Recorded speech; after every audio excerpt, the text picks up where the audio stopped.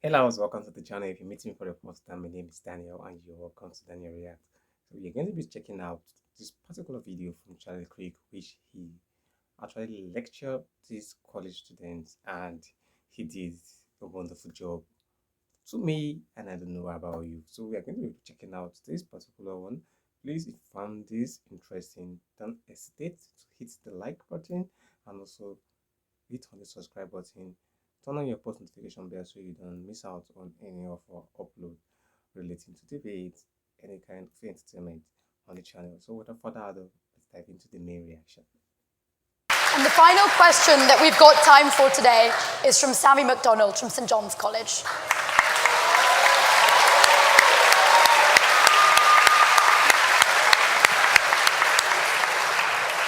Good evening, Mr. Kirk. You've obviously devoted a lot of your life to electing, keeping in power Donald Trump, and you did so partly because you said Trump would put Americans first and take them out of foreign conflicts. Should we see how that is going at the moment? Currently, Trump has just accepted a $400 million debt from Qatar, which we're assured is perfectly above board. Billions in arms are going to Saudi Arabia, which they're using to bomb and starve Yemeni children. Not sure how that's in the interest of the United States, but it might be in the interest of the $5.5 billion deal his failed sons are receiving. At the same time, this great president of peace has greenlit mass killings not just in Yemen, but in Gaza, where he greenlit an invasion called Operation Gideon's Chariot with the express aim of wiping out the Gazan population. You promised to put America first. Haven't you and your ilk sold America out?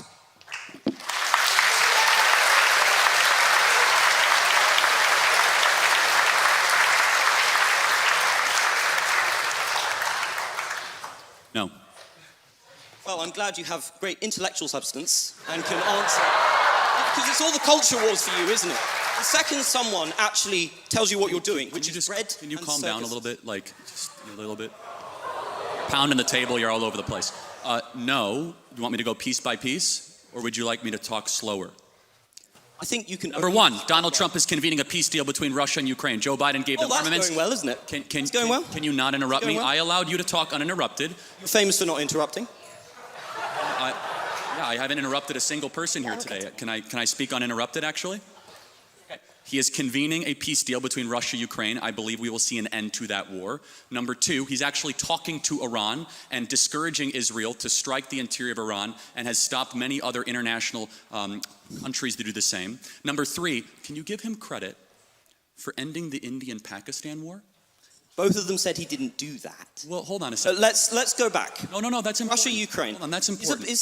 Can I speak now? Yes, but the Indian-Pakistan thing, you got to go deeper than that. Let's go in order. Is a peace summit where the main person in question, Russia, doesn't show up? Is that a success, Mr. Kirk? I'm not even sure. I'm not even sure. Is that a success? Well, again, these are ongoing negotiations, and it's a lot better than when your Prime Minister, Boris Johnson, went alongside our Secretary of State, Tony Blinken, to Istanbul and unnecessarily blew up a potential Russian peace deal, which has resulted in hundreds of thousands of dead Ukrainians, one of the great unnecessary wars of the modern era. Donald Trump believes in conversation and police through strength. He has been president for well over 120 to 130 days, and he has already ended a war between two nuclear conflicts of India-Pakistan. He has secured our own U.S. southern border while we were being invaded by foreign powers. And thirdly, he is brokering a potential settlement with Iran that will prevent a major escalation in the Middle East. And finally, it is very difficult, but I believe they'll get it done, that will finally see an end to the Russian-Ukrainian war. I'm just going to disregard the enormous lies you just put out there about Russia and Ukraine. Okay. But do you really think leverage, negotiations work if you cut off all your leverage and scream at one party in the Oval Office? Don't you think that has just emboldened Russia? Because look at the approach. Putin thinks so much of your glorious president, he can't even be asked to show up. You have elected, or help elect, somebody who is at best an idiot and at worst is deeply corrupt. Okay, again, so Trump and Putin had a 2-hour phone call today. You'll acknowledge that's a good thing. The pursuit of peace can sometimes be a winding road, and it's a lot better than sending hundreds of billions of dollars further into the killing fields of eastern Ukraine, something that tragically both the UK government and the US government has been unnecessarily supporting for a couple of years. President Trump wants to see a brokerage, an ending of this settlement. I pray we can get it. It's very complicated because of the mess that Joe Biden left, which was an active kinetic war with a nuclear power sending American-made missiles into the interior of Russia. So President Trump has already ended a war. He's ended an invasion. He's only 130 days into this. And I believe, we do not know. At this point, we are merely speculating, which I think we should not spend our time doing that, because eventually one of us will be right. I believe we'll be right, and I believe we'll see an end to this war. Can we just talk about 100 billion's worth of weapons? Because you dodged my question on what was going on in the Middle East, where Trump has just signed enormous arms contracts with Saudi Arabia and with Qatar. And I noticed you ignored the fact that this might have had anything to do with the blatant corruption going on through the Trump coin and going on through giving the very competent sons of Donald Trump billions of investment from Saudi Arabia and Qatar. This is something that is directly embroiling Americans into conflict, but is importantly killing many innocent people. Those nations have been known to terrorize innocent civilian populations. So if you're coming to me and you're objecting to America selling weaponry, why are you defending shilling for the Saudis? Well, hold on. One is sending weaponry, one is purchasing. Secondly, you do know that the biggest purchase that was announced was commercial airliner, 737, $100 billion. We've heard of Qatar Airways. They purchased $100 billion of commercial airways. You are right, there were some weapons contracts. But I guess the question is, would you rather have Saudi Arabia buy weapons from America or China? I'd rather they not have American weaponry at cut price rates. See, I disagree. Let's talk about Qatar for a second. Okay, fine. You mentioned Qatar. You've been talking a lot about Hamas and the evils of Hamas. Can I ask you, who's the main funder of Hamas? Well, the Palestine... State? Well, the West actually funds Hamas. Which state? Well, Iran funds... No. Also, where are the Hamas leaders? And also Qatar funds Hamas. Yes. It is a combination of international relief organizations. Is this a state we should have a $400 million jet with the President of the United States on it? Hold on. First of all, it was not given to him personally. I understand the optics of it, but it was not given to him personally. It was given to the U.S. government. And under that standard, no U.S. government should ever receive any gifts from any foreign countries whatsoever. It's not given to him personally and not a violation of the... Why is he trying to transfer it to his personal library? He is. Actually. Okay, again, he sent out We're a lying. statement. This is way too in the weeds. If you want to keep on going it, we can. It's not in the weeds. It's a fundamental moral principle. Okay, so under that fundamental moral principle then, can you acknowledge, though, that President Trump is getting more done in a less period of time than any president we've seen, while our prior president did not even know what year he got elected? You understand the contrast here? What aboutism again? I'm not a defender of Biden. I'm not saying President Trump is far better than the predecessor. You have to defend the person you spent millions to elect. I will defend every day of someone who ends an invasion. That's all you do, isn't it? Brings down the price of oil, who is revitalizing the American economy, who's brokering peace, who stopped the potential nuclear war, who is bringing Iran to the table and bringing Russia to the table, someone who does not want armed conflicts with the greatest powers of our time. I will defend that endlessly. What are you defending? In a fantasy world of your own creation. So it's quite hard you to can engage say that, with. but then disprove it. Let's check on how Trump is doing in terms of diplomacy.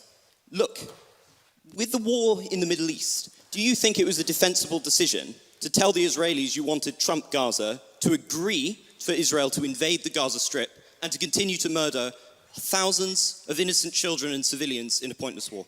Is that in America's interest? Is that in humanity's interest? Well, first of all, you should know something about Trump. There's something, if you realize with Trump over the last 10 years, he is quite the social media user and uses hyperbolic language at times. But let me ask you, in the conflict of Israel versus Hamas, who's the good guy? I believe both Hamas and the Israeli government are evil, but I think also that there is no justification. Are they equally? There is no justification for the murder and mutilation of thousands of innocent people and children in a futile... Let's zero in on it. There is no justification, Mr. Kirk, for invading hospitals, for bombing innocent populations and dragging out a war which is damaging Israel and the West's security. You've made that point, but... Well, it's not a point, it's a moral truth, isn't it? Okay, yeah. It was also a moral truth that the war started because 1,300 Jews were killed and 200 were taken hostage. And when you declare war on Israel, expect a firestorm in reaction. Let me finish, I let you talk. Israel, at its holiest day of the calendar year besides Yom Kippur and Rosh Hashanah, Samat Torah, the 50-year anniversary of the Six-Day War.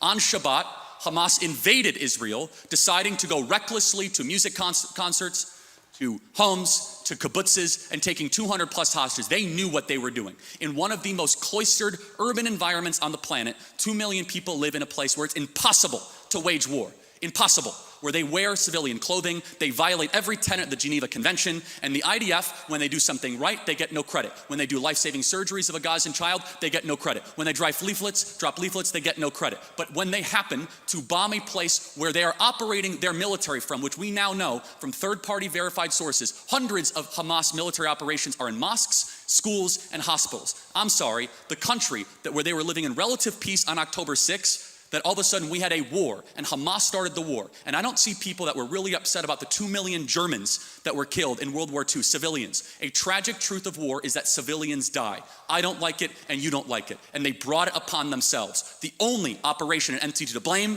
is the leadership of Hamas, not the Israeli government, for fighting this defensive war after they were invaded. I'm no defender of the terrible pogrom that was launched against Jews on that day. But the justification for the death of innocents cannot be an infinite cycle of bloodlust. It cannot be killing tens of thousands of innocent civilians with a war with no end in sight, people who were not complicit in those atrocities. It cannot be bombing hospitals which children use. It cannot be bombing hospitals in which cancer patients are dying and starving in there. The deaths that have been inflicted, nobody knows the true toll, but somewhere between 50 and 100,000 people lie dead under the rubble. And what is left for Gaza except for to continue to suffer under Hamas? Because it turns out Netanyahu's political strategy has not worked. It has entrenched Hamas within the territories. To be a Christian, I would have thought, Mr. Kirk, would never have involved suggesting that the price for an atrocity must be an infinite cycle of bloodlust, that innocent people and the young population must be killed to avenge some kind of providential quest. How can you call yourself a Christian? Well, you just did. I want to make sure we get our moral clarity straight before we proceed. No one likes what's happening in Gaza. No one with a heart or a soul or a mind likes when kids die. But you must understand who started the conflict so that you could end it correctly. And until Hamas brokers an unconditional surrender, of which they are unwilling to do, they could release the hostages and drop their weapons and their lives would be spared. Instead, they are using children of Gaza as cannon fodder, financed by the Iranian mullahs and dragging the entire world into this conflict. So I don't even know what we're debating at this point other than I believe that Israel, I believe the facts, Israel was unconditionally attacked on October 7th. They're responding in kind. And I would just ask you a very simple moral question. How should Israel have responded? Not with the blanket carpet bombing of the city, not with bombing hospitals. Of course, some kind of military operation might have been necessary, but not murder on this scale. There is no justification for what is happening with the enormous death toll that is being produced. I really cannot see how you come here and you have the gall to lecture us on Christian morality and then sit here and justify the murder of thousands of civilians. And is it working, Mr. Kirk? Is Hamas dismantled? I've never said that. You just did. Well, no, this is your whole in thing. war, these are called casualties of a war. We're going to need to stop bringing this Again, to close.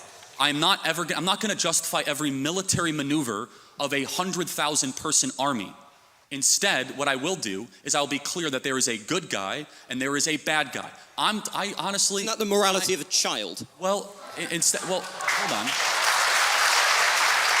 It's interesting you say that, because a child who knows that Israel is the good guy, Hamas is bad, has a lot more wisdom than a student like yourself at Cambridge University. I will be glad that I will not have been somebody who has defended the genocide of the Palestinian people.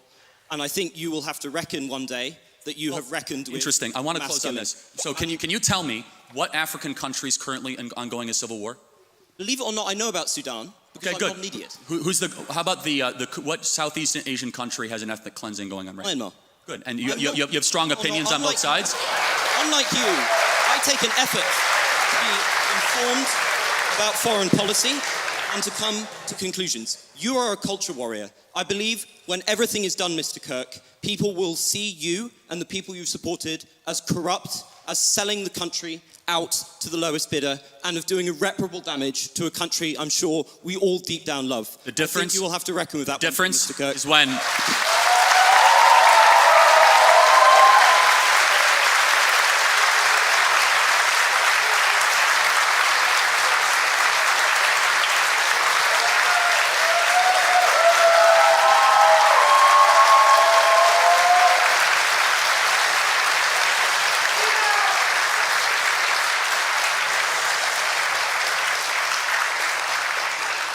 The difference is when we get our way, we'll still have a country, and your country will be a third world hellhole.